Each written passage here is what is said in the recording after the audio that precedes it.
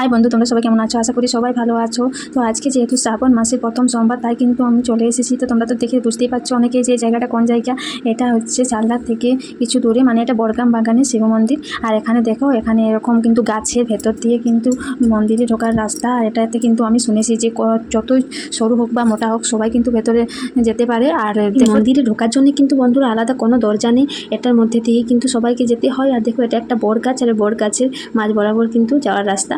আর এটা হচ্ছে বন্ধুরা মন্দিরের ভেতরের। তো ভেতরটা দেখো, মন্দিরের ভেতরটা কিন্তু ভেতরে একটা মানে মন্দির আর গাছ আছে বাইরে, যেহেতু গাছটাই হচ্ছে মন্দিরের দরজা।